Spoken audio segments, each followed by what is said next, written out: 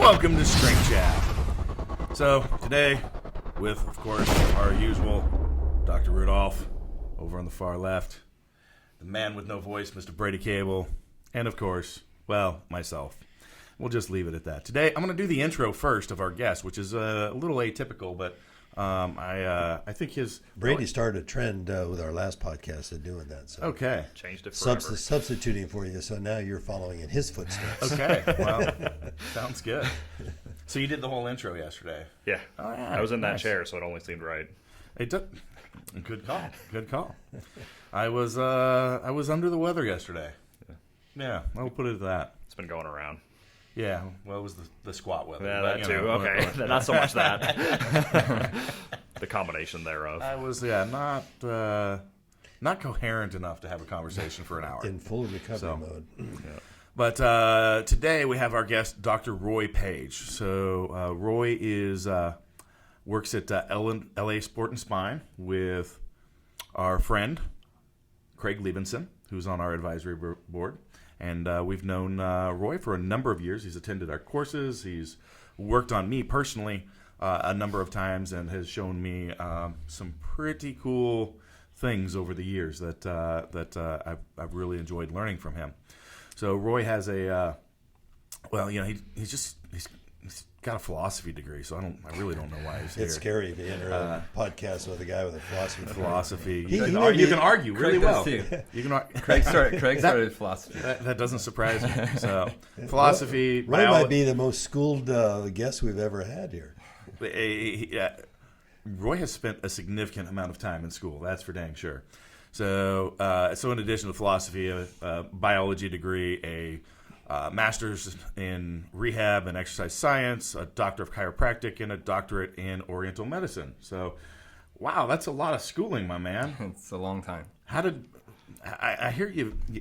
Well, I know the story, but can you share for our listeners, like, what set you down kind of this path of like being in, the practice of healing, I guess, helping others in this fashion, and what got you so into it that made you go work for so long on your schooling and learning everything? Because I know you're also doing continuing ed all the time, to an incredible amount. So great story. Well, Craig taught me to be a learn-it-all, not a know-it-all. So you have to stay hungry.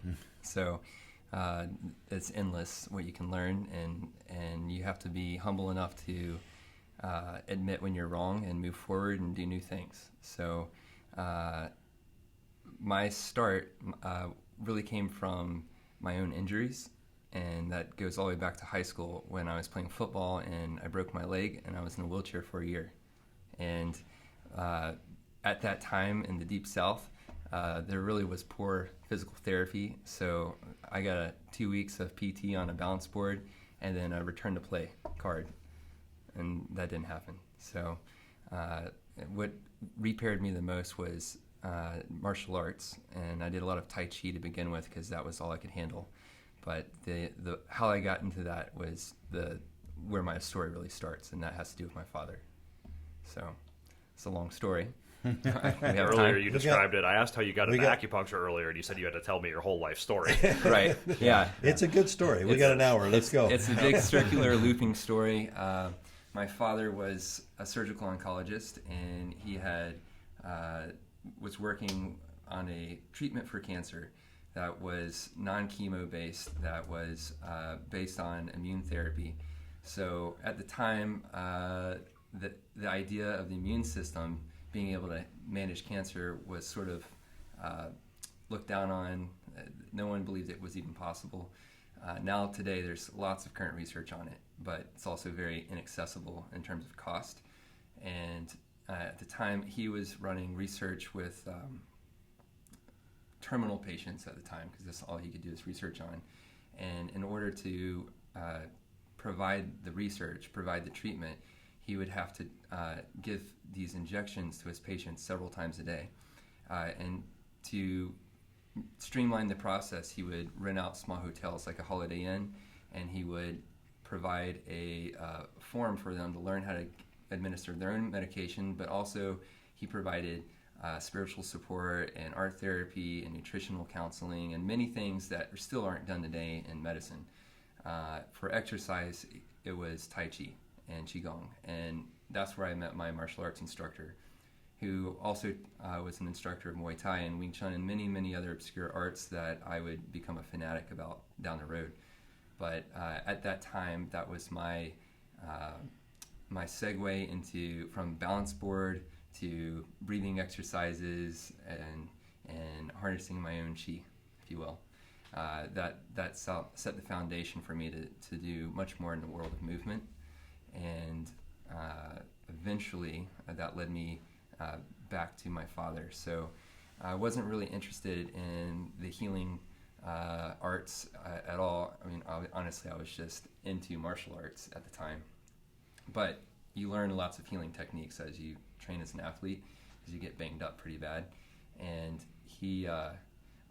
my father ended up getting pretty sick at one point.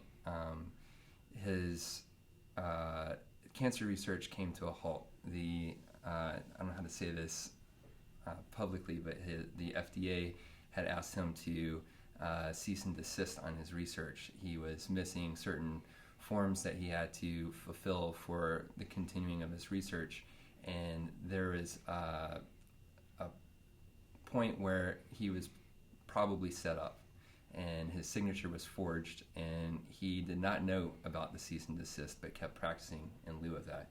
And he was ultimately sued by the U.S. government, and they were requesting a minimum of life in prison with a $3 million fine.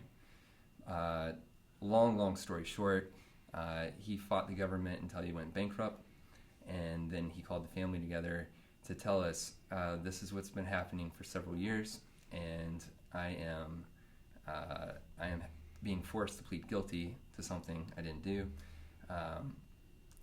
for reasons I don't have time to get into. And he ended up pleading guilty, and at his sentencing trial, the judge looked at the whole case, and he looked around the room, and this courthouse was standing room only, full of his cancer survivors with and hundreds of people in his support.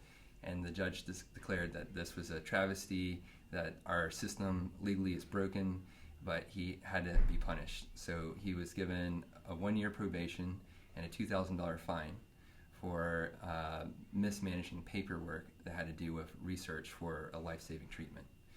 And that whole experience left him with some heart conditions and some other issues that eventually led to him getting a pulmonary embolism. And in the hospital, he was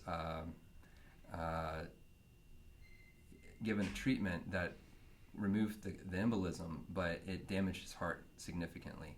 So he was hyperventilating, he was breathing very hard, trying to get oxygen to his tissues. His heart just wasn't strong enough to push the blood where it needed to go. And literally on his last breath. His last breath. And the medical community, the doctors, they said there's literally nothing else we can do. Yeah, I think there's an interesting side note to this story. Like, your father had the embolism hit when he was doing a 4-hour surgery. Yes. Passed out, woke up with salts, and finished doing the surgery. They work for powerlifting, they work for surgery too. Exactly. And then they went and tested him after it, and he'd finished the surgery with 3% of his heart functioning. Yeah. Right. So he was a ghost, and the doctors told me, say goodbye to your father. And at that point is when I decided I'm going to do something. It doesn't matter at this point. And I started doing this Qigong massage that I'd learned through all of my time from the martial arts. And he'd get 4 or 5 minutes of relief. So I did this Qigong massage over and over and over. 3 or 4 or 5 minutes would turn into 10 minutes, turned into 20 minutes. And 3 days later, the doctors told us, take your dad home.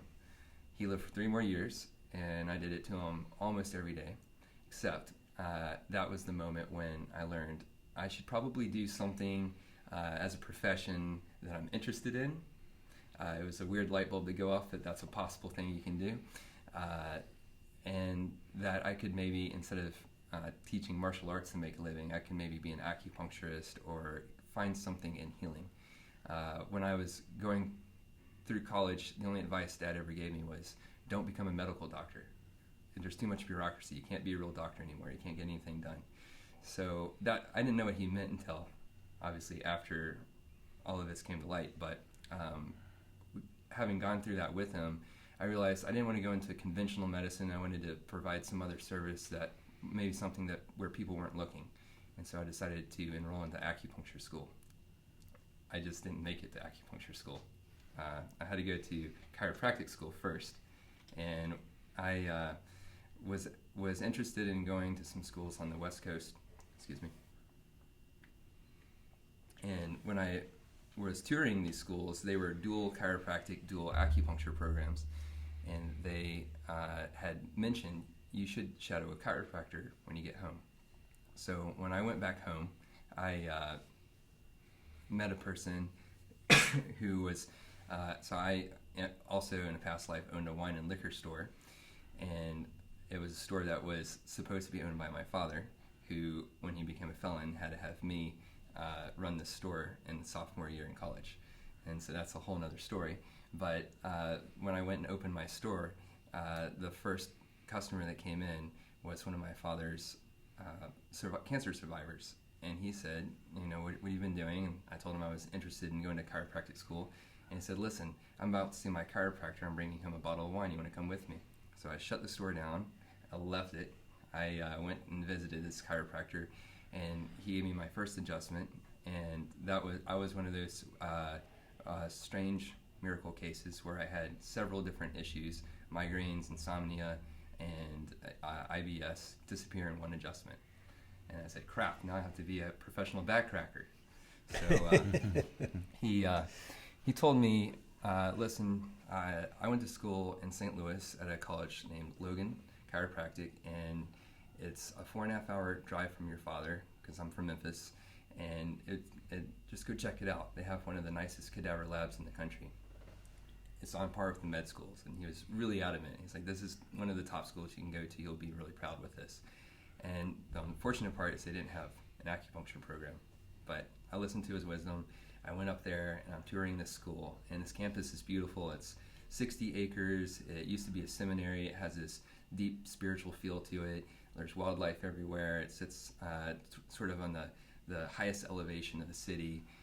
It's this perfect place to do nothing but study. And I'm touring this cadaver lab, and the bodies that are there, they're all in bags. So I said, hey, I want to see what I'm getting into. Can you show me a body? And the body that they chose to unzip looked identical to my father. So that was this moment. My hair was standing up, and I'm like, all right, I got it. I'm supposed to come here. It's a sign. It's a sign. So I got derailed in the chiropractic school, and they had also a dual program so you could get a master's in rehabilitation, so in sports science. And I thought, well, that's in line with my movement history, and it's an extension of what I could do. But also, more importantly, as I was telling Rudy earlier, chiropractic as a profession has one downfall compared to the medical community, and that's we don't have a true residency. So a lot of new grads get out into the professional world and they can't make it because they don't have anyone to emulate. And I realized that if I were able to do an internship somewhere, and in this case through the master's with the rehabilitation, that would be like my residency.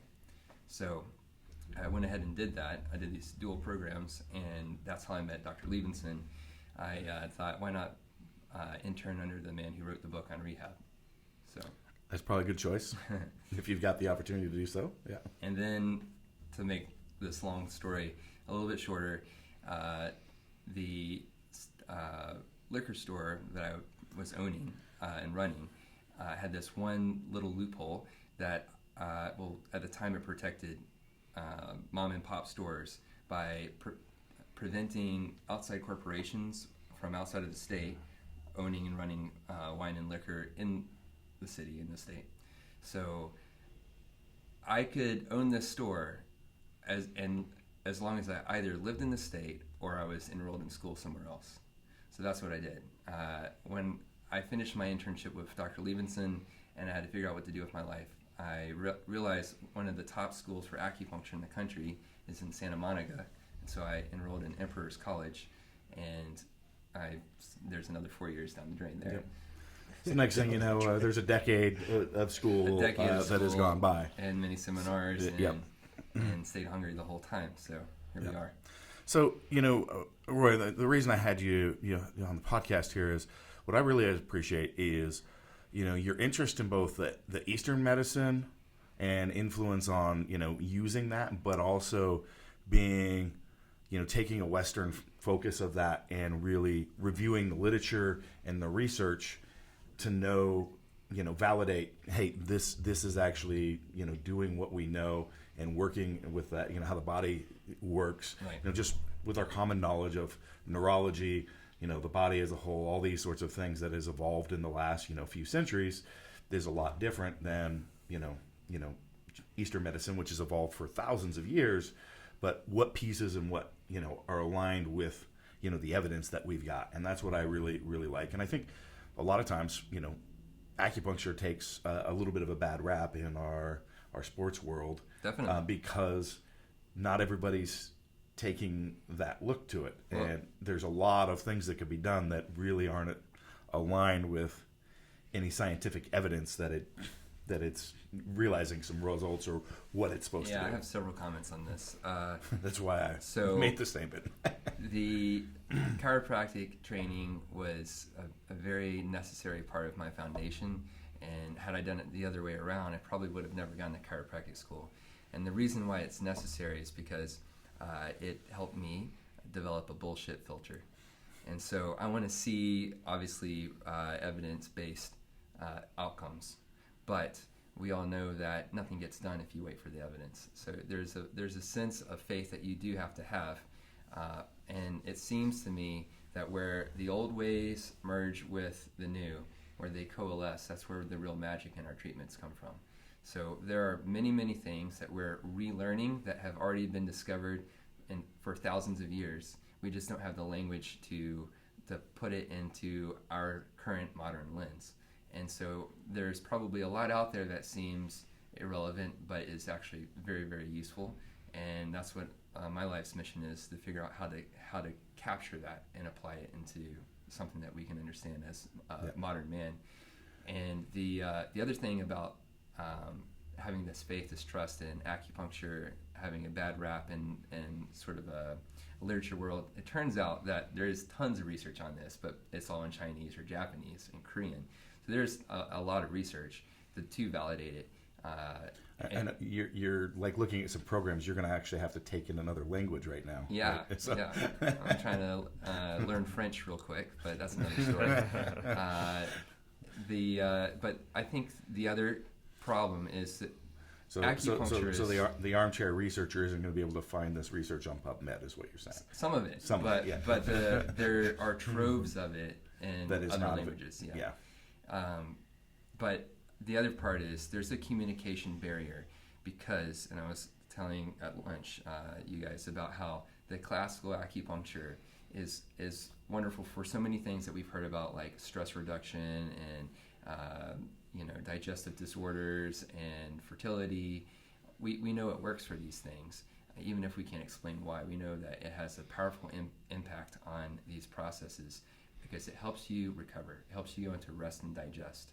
And so in the acupuncture school that I trained in, it's even we're exposed to, you go on the table for 30 minutes and you have this very comfortable experience, and it's everything's aligned, you're in the right place, right time, and everything's very sensitive. So it works in the sense that it helps you wind down. But the mindset of most acupuncturists is not to disturb anything.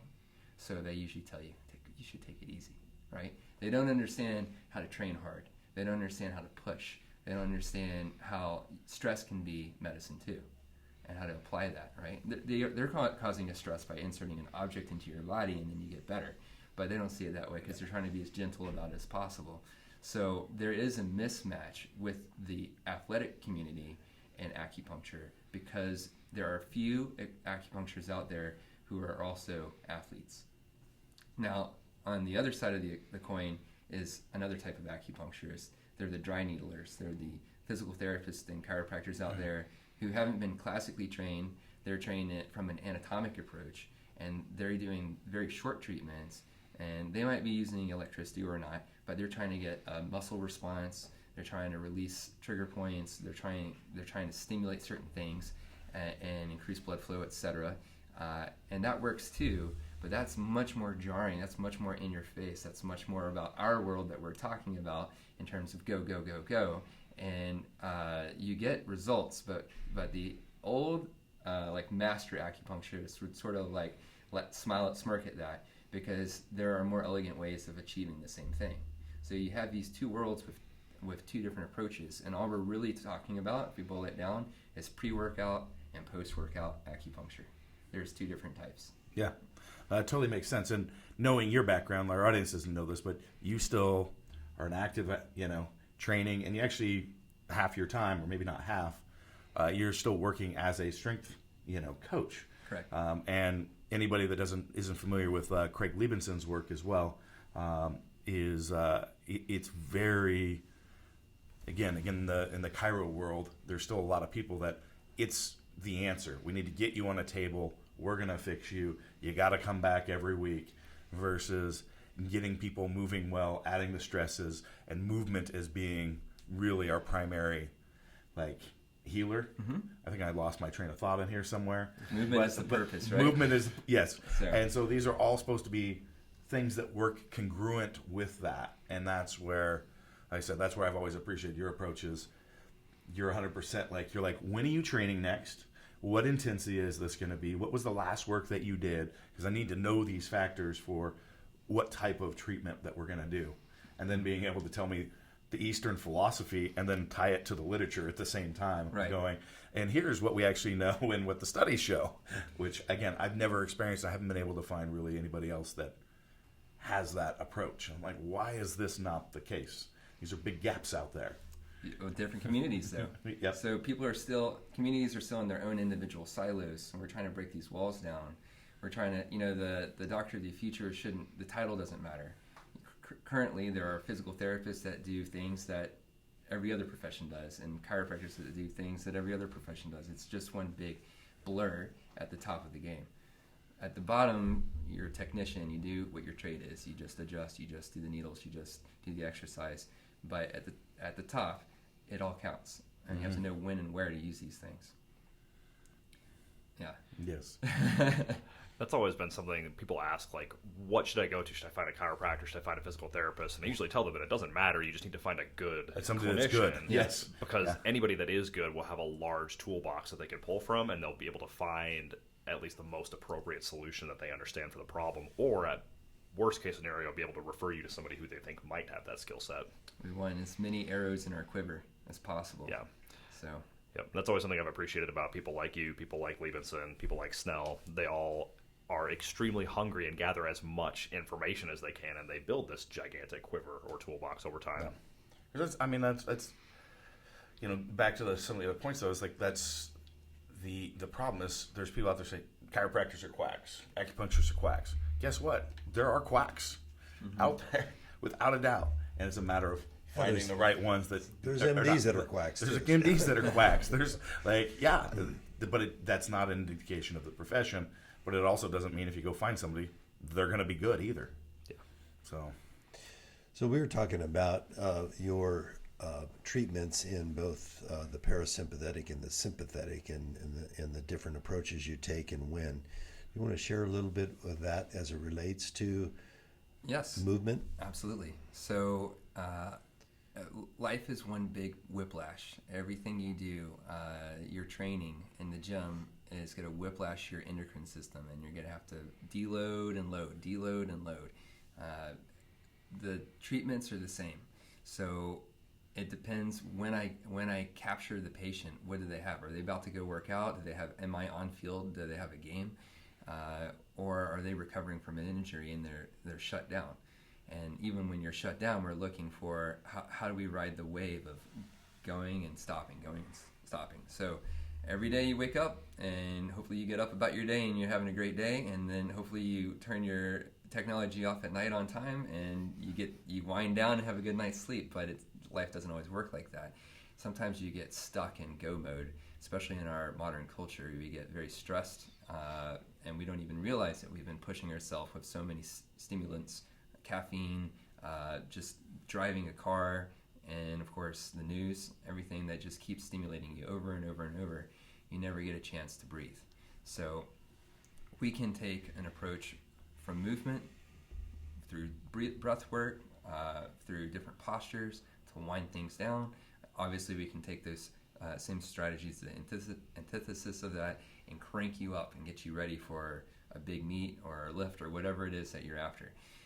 The acupuncture can be stimulating, or it can be relaxing.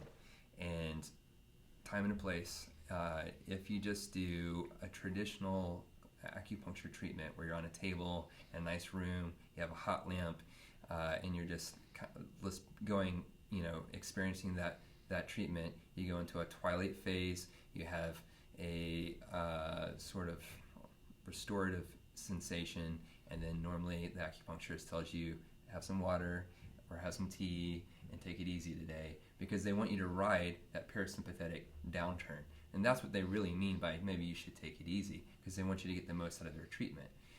But there's a wild card. So acupuncture itself is looking more and more like the manipulation of bioelectricity. And it's not, I don't mean to reduce it down to just this one thing. There's so many things that are occurring that we're learning every single day about how acupuncture is a input. But we know that current goes from high to low. We know that if I put a couple needles in your foot and one in your hand, that there's going to be an electron discharge between those two needles to that one needle. We know that if we then apply an electric current into you, you're going to charge this channel system. And this channel system is just a vectoring system. It's a conduit. It's a pathway that is, a lateral chain in your body, an anterior chain in your body, a posterior chain in your body, just like your muscles run. So we see the muscles as batteries wrapped in fascia, and we see the fascia as a transmission, a force transducer, but also it's an electrical gradient. So there's a couple of different things in your body that have a tremendous electrical potential to them. It's the perineural covering, or the fascia, around the nerve, not the nerve itself, and your red blood cells. And so these two components of your body will capture an electromotive force and create tons of internal change. That change is also happening in your brain. So I can apply an electric current to stimulate you, and I can apply an electric current to down-regulate you or wind you down for recovery. And depending on how I apply that, we can crank you up for pre-game or post-game. Mm-hmm. And that's what we're working on this weekend, is a lot of post-game. A lot of post-game. A lot of post-game. Cure that squat hangover. That's right. Also, I was mentioning how we're so stressed in our current day and age and how we get stuck in sympathetic on. To take someone out of that and to give them a deep place of recovery, I mean, you don't have to be an athlete. You could just be an average Joe who has been stuck on their caffeine drip for 20 years of their desk job, and you could be having these raisins for adrenal glands and not have good regulation in your body. You have several different disorders going on in your system that you're currently taking medications for. So how do we restore that? Well, we know the vagus nerve is responsible for 95% of your rest and digest. And guess what? We can manipulate that. And it's beginning to look like we can help modify the symptoms of many autoimmune diseases and many stress-related diseases that are modern diseases just by affecting, the vagus nerve. Well, the vagus nerve is actually, more recent research is showing it has an interplay with neurodegenerative disorders now as well. Correct. That are coming from the gut, traveling up the vagus nerve and causing some of these long-term neurodegenerative problems that we're seeing in like the elderly populations, or sometimes much younger than that. It's really, really interesting, that gut-brain axis and the impact that it has on your entire well-being and potentially your life. Yeah. And especially the quality of your lifespan. Yeah. You mentioned earlier when we were talking that you could get stuck in either the sympathetic or the parasympathetic, and if in this whole whiplash situation. I found myself, and I was teasing Chris the other day in between his sets on his 900 plus stuff, and as I'm watching him, I'm finding myself holding my breath the whole time he's going through his set because it's just so intense. And I'm, realizing that I'm as tense, not quite as tense as he is, but I was holding my breath. I was teasing him. I said, could you get this set over a little faster because I can't hold my breath much longer. But you were saying too that you found you yourself working with patients every day that you were stuck Yes. in the sympathetic. Yeah, I have a direct a personal story about how this became so meaningful for me, this idea of managing these autonomic systems. Before I had this event where I got stuck, I was looking at the body in terms of mechanics and muscles and of course the nerves, but I was more of an engineer perspective, less of a bioenergetic perspective.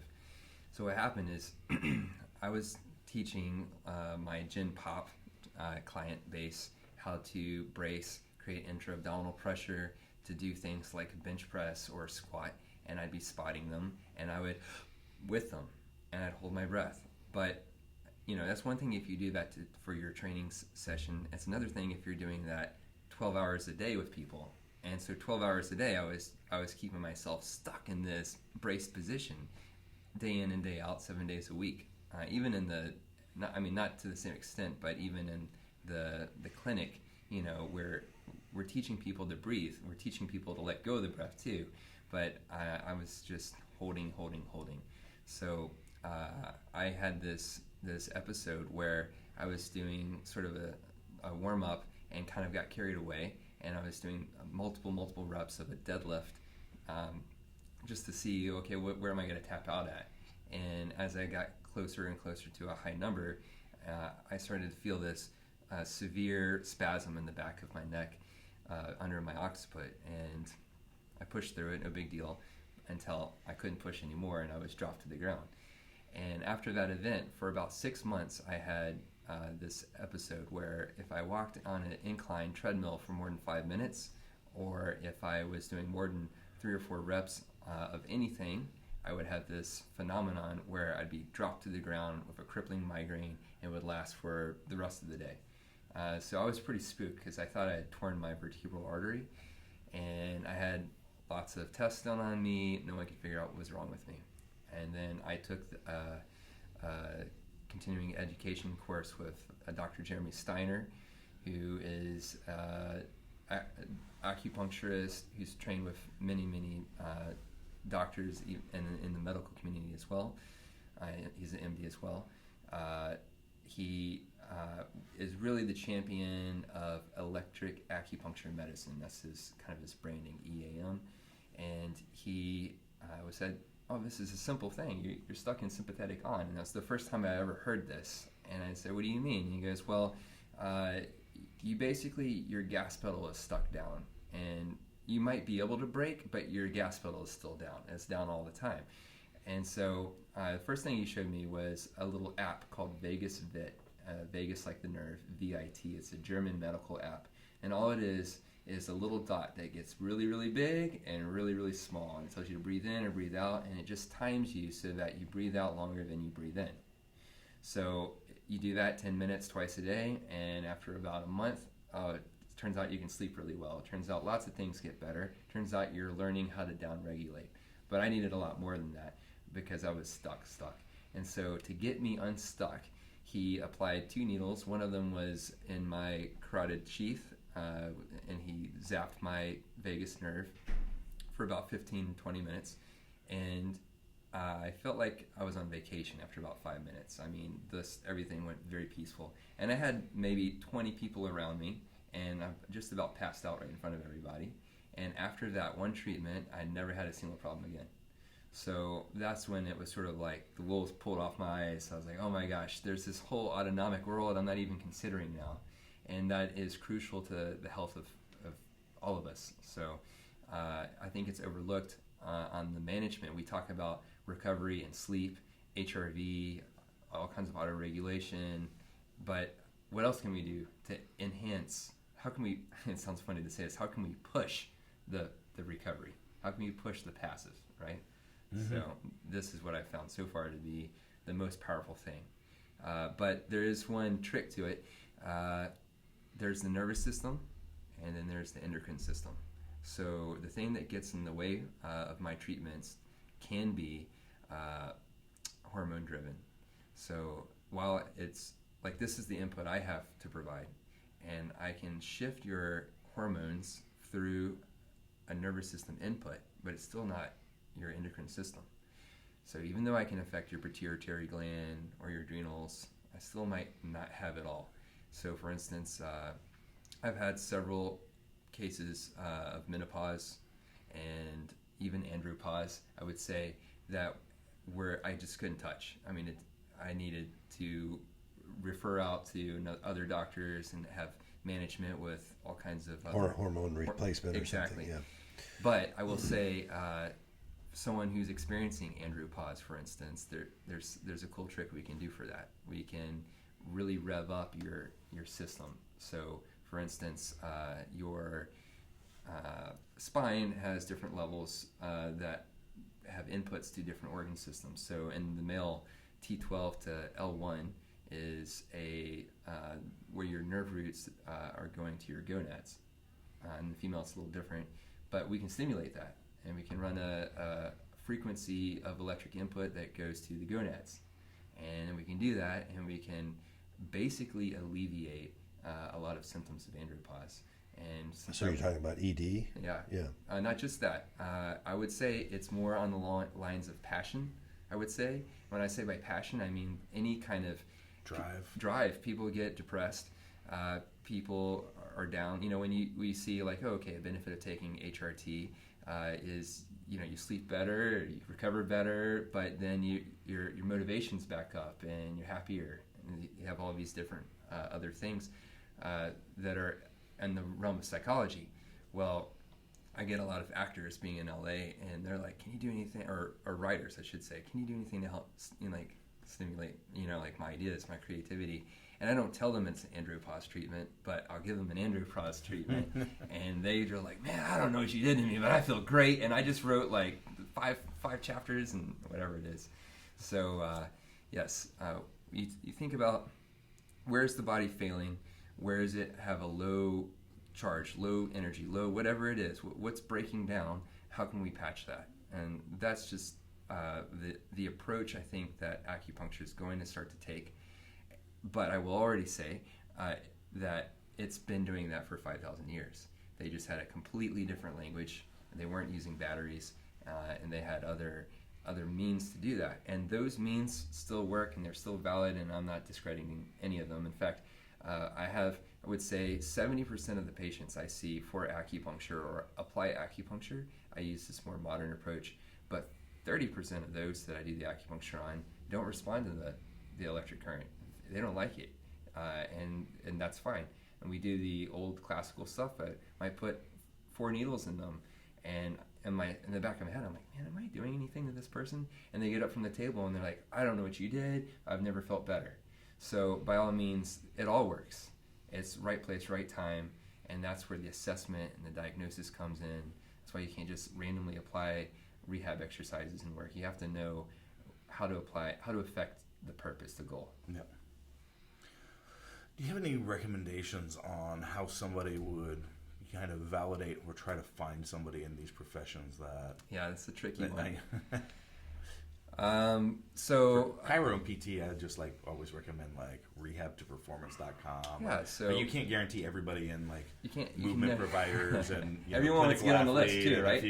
There's a few, yeah, but at least you know that they have like the schooling and the same philosophy, which is that's definitely a help, right? There's very few of me out there. There are. That's why you're here this weekend. That's why I'm here. But there are people like me out there. So the electroacupuncture medicine, I don't remember the exact website, but you can Google search that. So EAM is the lettering, and there is a directory. I can't vouch for everyone on the directory. Just because you've taken the course doesn't mean you're an expert at it. Exactly, yeah. But I would say that I'd stand behind that as a resource to find these people. Also, within the regular acupuncture world, I don't want to discredit it, because there are many, many people who are very well qualified. And there is a acupuncture sports board that's becoming a thing. It already exists, but they're getting more movement, more traction on that as a community. I would say in the next 5 to 10 years that we're going to see much more integration, much more talk on all of this, and I'll better answer that question then. And then on the classical side, I really like Master Dung. Tung is one spelling of it, Master Dung. The Master Dung was a Taiwanese practitioner who was considered like the best in all the lands for a while, and his system was a family system that has escaped the codification of what we're supposed to learn in school. So it turns out there's not just acupuncture. It turns out there are thousands of different iterations of acupuncture, and the one that we have to learn in the States to be licensed is TCM, which was part of communist China. Basically, Mao wanted to get rid of the woo-woo stuff, and he wanted to keep the things that they could cross-integrate into, modern medicine, Western medicine. And so they wanted to get rid of the spiritual side of things, and they just whittled it down to like mental, emotional, and physical. But they maybe lost some of the magic. And what they did was really smart, because it works on the masses. Now in China, they don't do TCM, which is traditional Chinese medicine. They do MCM, modern Chinese medicine, which is even more whittled down so that they can treat even more masses, because they have a lot of people over there. So it turns out it works on like a whole bunch of people, but it's not very specific, right? And so they're watering down their own medicine to treat a broader audience faster and to be efficient. But if we keep going back into time, maybe we're less efficient with the broader audience, but we're much, much more powerful if you're more clear about your diagnosis. So I respect the Master Dung system, because that, with the history of people leaving mainland China and going to Taiwan, they preserved a lot of these family arts. And so you can probably look at your acupuncturist and see, do they have a history of that? And that's the best way I can say. Otherwise, there's so many other systems that work, but I don't know how to validate it. Right. Yep. What was that? You said EAM.com? I don't know if it's .com. I have to look up the website, but it's Electroacupuncture Medicine and Dr. Jeremy Steiner. Okay. Questions? If somebody is looking into a practitioner, a lot of the time, if people are asking me for recommendations in their area for chiros or PTs, I'll try to give them like a list of leading questions to ask that can kind of vet this practitioner and how they think about things. Do you have anything like that you would think of for recommending acupuncturists or vetting them? Well, it's hard for me to say that, because I don't consider myself just an acupuncturist, right? Or just a chiropractor. I think you can apply this across a lot of them. And so I don't know how to define myself, so I don't know how to define those questions. You want someone who understands whatever your world is. Mm-hmm. So if you go to a guy, you hope that they are at least some type of an athlete. Like if I'm going to a surgeon, I hope the guy surfs. I hope the guy does baseball. I hope he does something else also. He's not just a surgeon. Yep. That's a big. I always recommend it. Make sure that they're an active. Because the truth is, we all got the same training to start with, and then we're going to also have our own interests outside of our professional training, and those interests, those goals, are going to guide what we learn next. Mm-hmm. And what you learn after your training, what you learn continuing ed, that's where the real learning happens. And so if you find a practitioner who's also a powerlifter, for instance, that guy's probably going to be pretty good. He's going to at least be thinking in the same mindset. But in terms of asking them like questions about certain things, a person who treats for fertility might still be your best bet. It's honestly, the scope of acupuncture is so inclusive for so many different problems. You have no idea. It's not as simple as going to a chiropractor who understands how to adjust a big guy. Yeah. You know. Unrelated question. What have been some of your favorite continuing ed courses that don't have to do with acupuncture? Yeah, I really like Michael Shacklock. Shacklock has given me an experience where I understand the movement of the nervous system. He does the neurodynamics courses, Neurodynamics, correct. So our testing with impingement or various things that keys the nerve are very important because if you miss the nerve tethering, then you miss the case. And if you can couple that, so you asked me about how to vet for an acupuncturist. Well, if there are any acupuncturists listening, go take a Shacklock course, because that's what they need to do. They need to step outside of their worldview and need to go, okay, this is how the anatomy works. So the problem with Shacklock is that, a true Shacklock case is like 5% of your patient population. There are very few people that have true neurodynamic testing where it requires these really delicate maneuvers, but it definitely guides the process. And also, it can be disguised. You could have this positive test, but it could be muscular restrictions, like you did your subclavius treatment protocol, and that itself might present as neuro tethering, but really so many other factors. So that was my best, my favorite way to digest another dimension onto the anatomy I already knew. Yeah. Okay. But then if we're talking about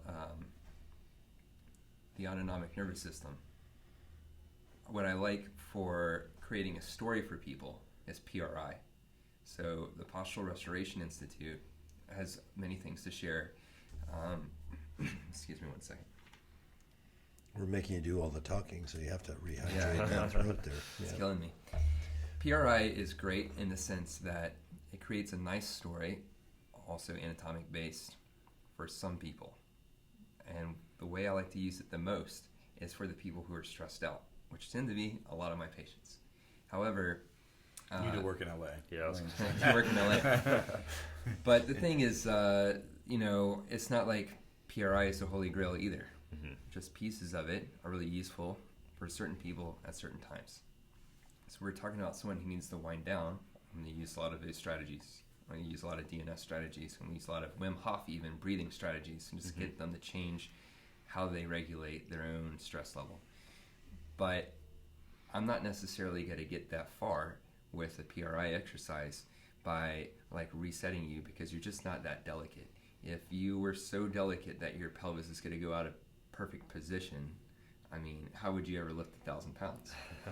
So I think it goes out of position weekly. Yeah. So I think the truth is that we have these things that we call correctives, but they're not really correcting anything.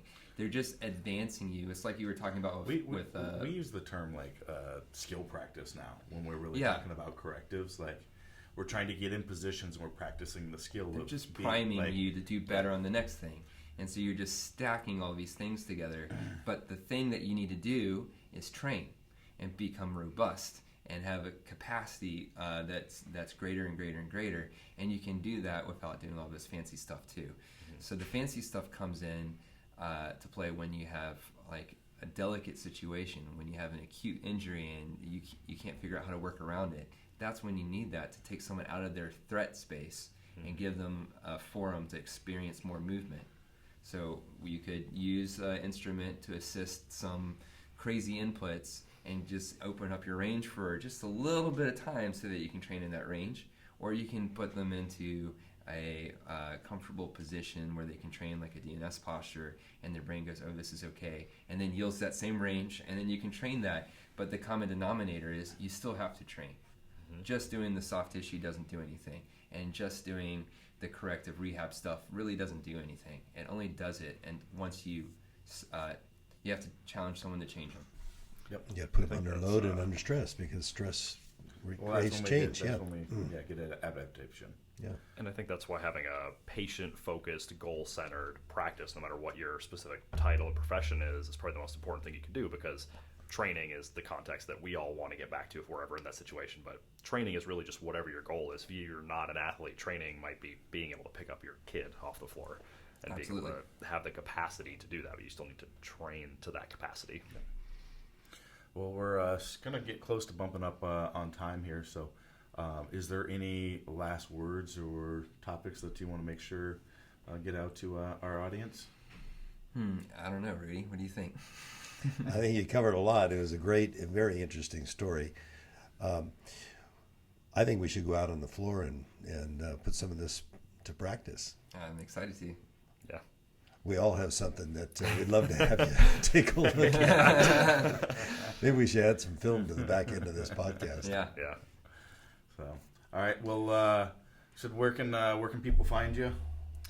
You can find me at Roy Paige DC on Instagram, although I'm not that active, but I'll probably be more active in the future. And my business website is with Dr. Liebenson. It's lasportsandspine.com if you want to book an appointment. Okay. Yeah, it's Paige. I highly recommend anybody. Yeah. Anytime I'm in LA, working a test, I'm calling him up, seeing And if he can fit me in. It's Paige, Page. Right. All right. Well, thank you for the time. This was a really enlightening discussion, and enjoyed it quite a bit. My pleasure.